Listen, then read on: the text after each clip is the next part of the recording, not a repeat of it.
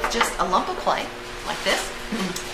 And that clay is free of debris, but it's just dirt. I mean, it's not like sometimes people think that there's something artificial added to it, but it's absolutely natural.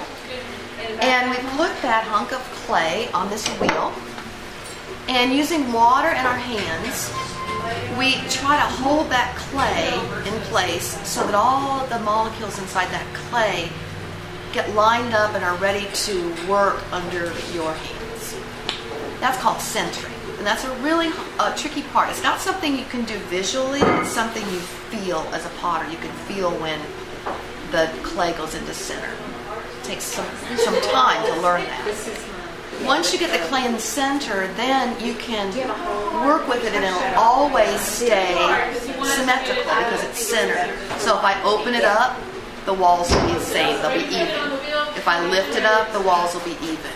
And then I decide what kind of form I want to make and decide whether to lift it high, open it wide, belly it out, neck it in.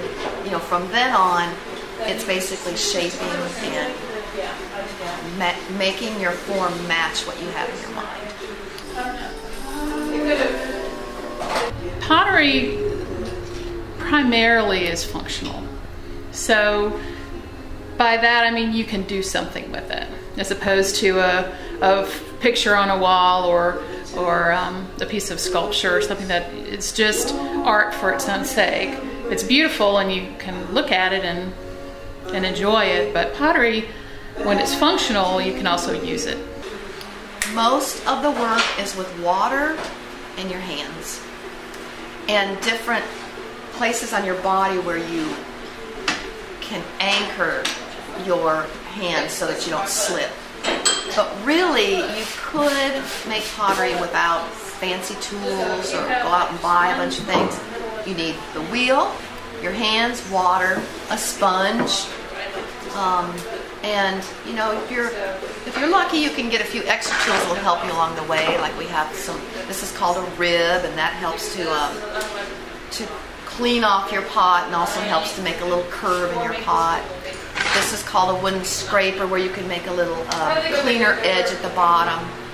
But all of these tools are only good if you have in your mind what you're doing, and if you're able to use your hands correctly. It's just really satisfying, really grounding. I've done it all my life. My mother was a sculptor and in clay and stone, and so it's just something I love.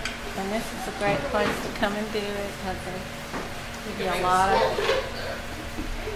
individualized attention. And it's relaxing, and people will comment that it's so different from being on a computer screen all day or whatever most people do with their job. And, it's fun getting your hands in clay and being messy.